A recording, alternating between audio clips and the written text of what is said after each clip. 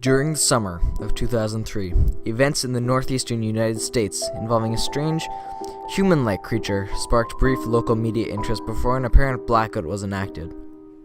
Little or no information was left intact, as most online and written accounts of the creature were mysteriously destroyed. Primarily focused in rural New York State and once found in Idaho, self-proclaimed witnesses told stories of their encounters with a creature of unknown origin. Emotions ranged from extremely traumatic levels of fright and discomfort to an almost childlike sense of playfulness and curiosity. While their published versions are no longer on record, their memories remain powerful. Several of the involved parties began looking for answers that year. In early 2006, the collaboration had accumulated nearly 24 documents dating between the 12th century and present day, spanning 4 continents. In almost all cases, the stories were identical. I've been in contact with a member of this group and was able to get some excerpts from their upcoming book.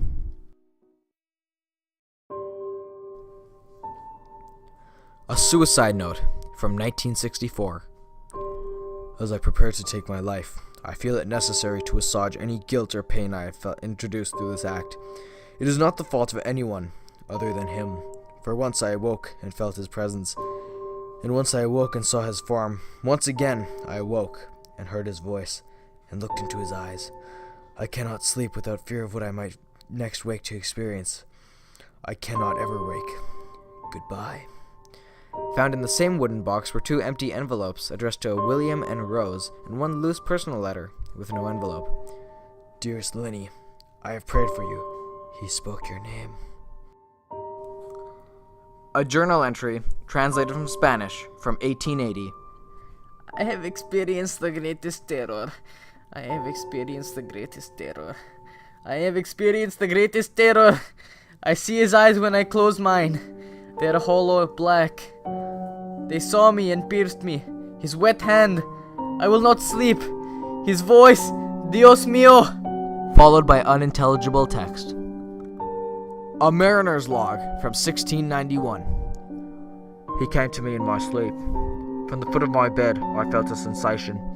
He took everything. We must return to England. We shall not return here again at the request of the Rake.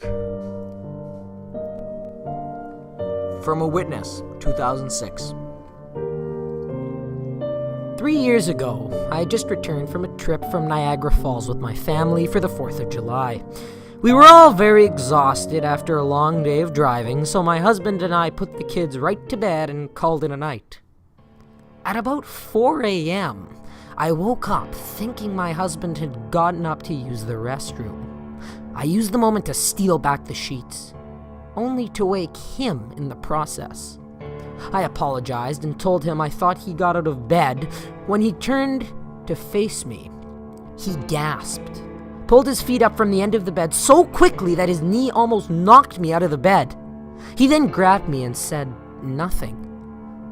After adjusting to the dark for half a second, I was able to see what caused the strange reaction.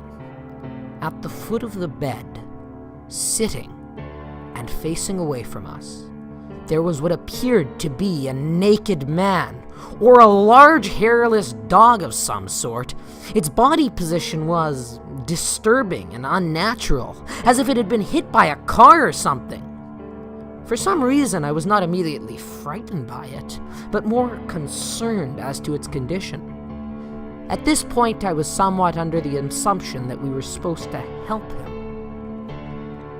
My husband was peering over his arm and knee, tucked into the fetal position, occasionally glancing before returning to the creature.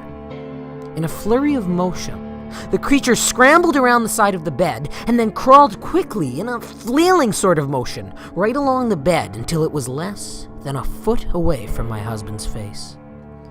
The creature was completely silent for about 30 seconds, or probably closer to 5, it just seemed like a while, just looking at my husband. The creature then placed its hand on his knee and ran into the hallway leading to the kids' rooms. I screamed and ran for the light switch, planning to stop him before he could hurt my children. When I got to the hallway, the light from the bedroom was enough to see it crouched and hunched over, about 20 feet away.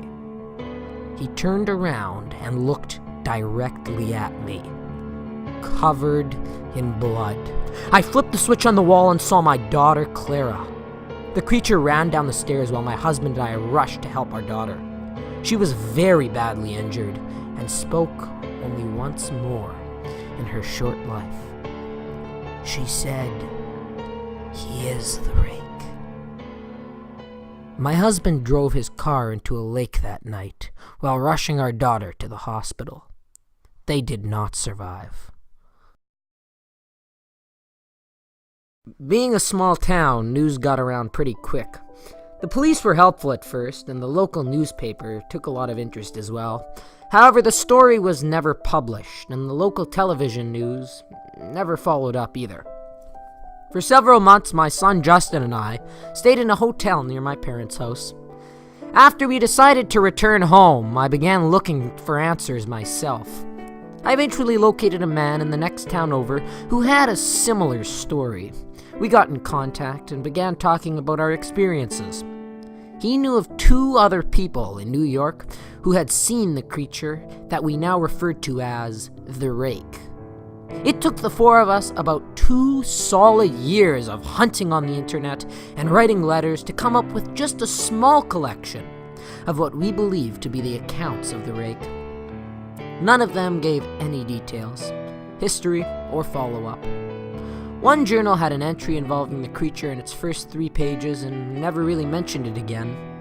A ship's log explained nothing of the encounter, saying only that they were told to leave by the Rake. That was the last entry in the log. There were, however, many instances where the creature's visit was one of a series of visits with the same person. Multiple people also mentioned being spoken to, my daughter included. This led us to wonder if the Rake had visited any of us before our last encounter. I set up a digital recorder near my bed and left it running all night, every night for 2 weeks. I would tediously scan through the sounds of me rolling around in my bed each day when I woke up.